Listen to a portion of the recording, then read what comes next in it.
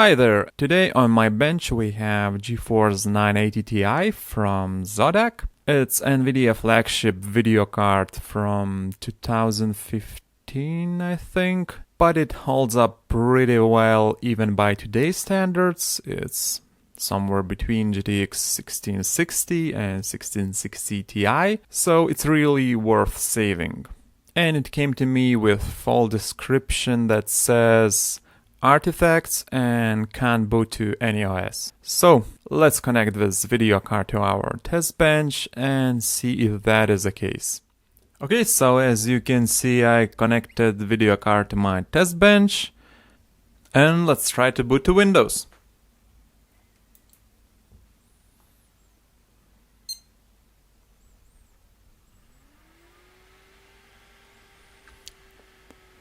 So we're spending a lot of time on B2. That's not a good sign. But it seems we're going further. Yep, and we have posted. Let's try to boot to Windows now. And it seems we haven't tried to load any driver. Yep. We have code 43. This can happen for a lot of reasons, but memory corruption is, I think, number one. And we are back to the bench. So, next logical step would be starting some diagnostic program and running on this board to determine what is exactly going on with our memory. And in NVIDIA case, this would be mods utility. So I have done exactly that, and you can see results somewhere here. It seems we have a lot of write errors on channel B, lower bits, and channel C, higher bits. So now let's disassemble this board and see what kind of memory do we have here. So it looks like we have a memory from Samsung, model K4G41325FC. And unfortunately, I don't have donor boards with this kind of memory, so I'll have to order it, and it probably will take a couple of weeks. Voy a la playa, había subido la marea.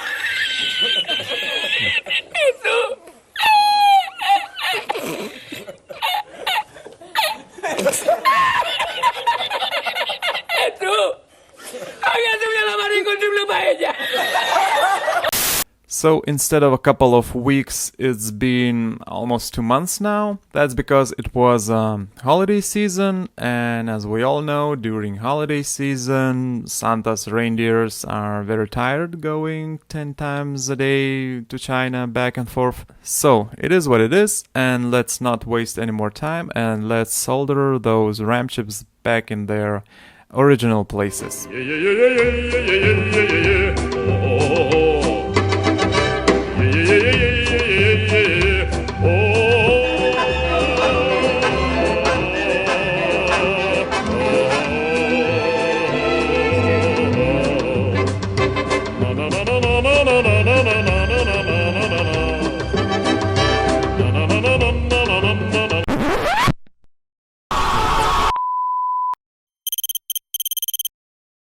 So this is what happened, and there is a good reason for that. I was just lazy, and I didn't practice what I preach. That is, always make sure that the problem is in the memory chips and not something else. I could have just switched places those failing memory banks and checked if errors appear on different channels then, but no. I decided to be a smartass and went straight to ordering things. In my defense, this was like Christmas season, and I had lots of other cards to finish and stuff to do. But yeah, lame excuses. It is a very common problem though, how to make sure that it's a memory chip that is failing and not GPU or PCB. So one way, as I mentioned previously, is by just switching them places, and it's probably the fastest one. I mean, I can desolder a ball and put them back in like 10-15 minutes or so. And with enough practice, you can too. Another way is to check all lines for a voltage drop. Just find any datasheet for your specific memory generation and check all data and GDDR specific lines for that failing channel. In this picture here, those pins are gray and yellow, and all of them should have some kind of voltage drop one way or another, because there is always some kind of PN junction inside the GPU that is basically driving those pins. If you measure none, that means a short ground, and if you measure open line, then try switching your probes. Put positive probe to the ground somewhere on the PCB and measure with a negative probe. If there is still open line, then something is really wrong there. I mean, in a rare cases, it could be a defective PCB, and you can only rule that out by removing the GPU and then measuring straight on the PCB pad. But on the other hand, if you have a short ground on any of those data lines, then don't bother. Then it's certainly a dead memory controller inside the GPU itself. So let's try to measure this GPU as an example. I have already removed it because I know the results, and I have measured those lines originally on a board itself without the memory. But let's do that again, for science this time. So it really helps if you have any kind of a board view with a GPU that you are about to measure. That way you won't have to trace all those lines to exact pins. But I mean, it's again doable even without any board view. So let's find a ground pin. Grounds are usually somewhere here in the corner of the GPU. And let's measure the data lines of our channel B lower bits. This one is doing fine. This one is doing fine.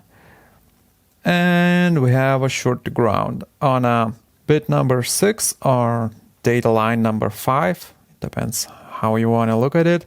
Next we have data line number 5, again with the nice short ground. Again, short ground. This one looks fine. This one looks fine. All those bits. Okay, this one is shorter again.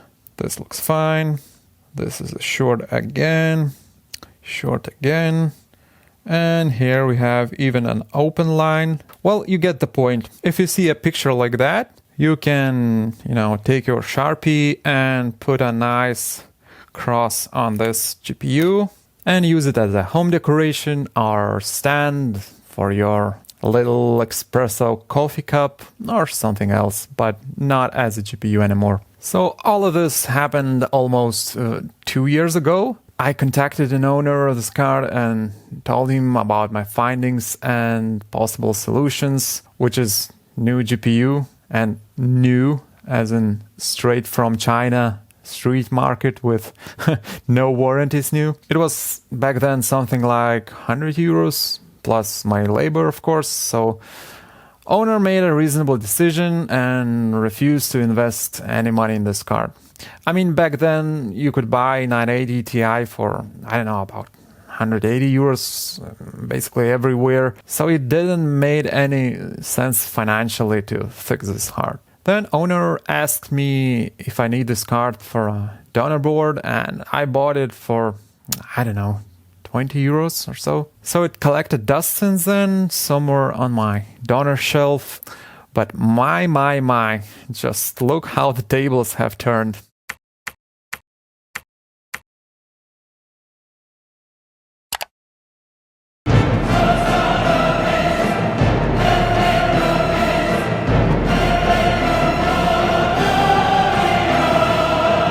It looks like 980 Ti is now like a good French wine. It just get more expensive as, years go by. So I couldn't resist an urge to play a Russian roulette and bought a very new replacement GPU.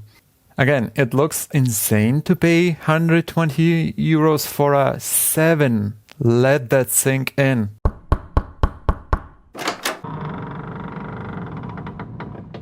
7-year-old GPU. But hey, I mean, if there's a profit margin to be made, then, I mean, why not? Do you want to play a game? All this time, you were probably wondering what's in the mystery box. So here it is. Straight from the factory conveyor line, in a nice jewelry box. Let's appreciate its beauty and look under the microscope. Oh no, but what is this? Why there are scratch marks over this die? I wonder what seller would have to say about that. I bet he would go something like, "Don't worry, friend. It because robot put it in box." Okay, all sarcasm aside, this GPU looks to be in a what I call fair state. I don't know if you can see on camera, but PCB is still in this nice light green color and not cooked brown one. Also, compound around the die looks fine. All corners are in their places without any chips or damage. I mean, I don't want to put my hopes very high, but it looks in a decent shape. Okay, without any further ado, let's solder this GPU on the board and meet me for the most thrilling part of any repair video. First, switch on.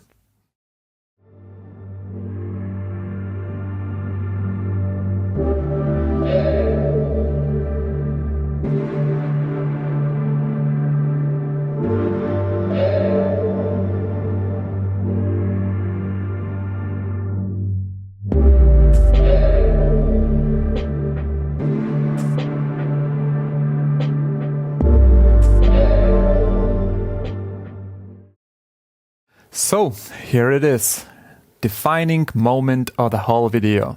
I know that people are always saying, look, I'm doing this for the first time here on camera, but nobody ever believes them. But I'm a really bad actor and I can't fake any emotions. So I did some resistance measurements to be sure that we don't have any shorts. And I also have connected the power supply to see if all voltages are okay. And they're just fine. So I hope I didn't forget to connect anything. And yeah, I guess here goes nothing.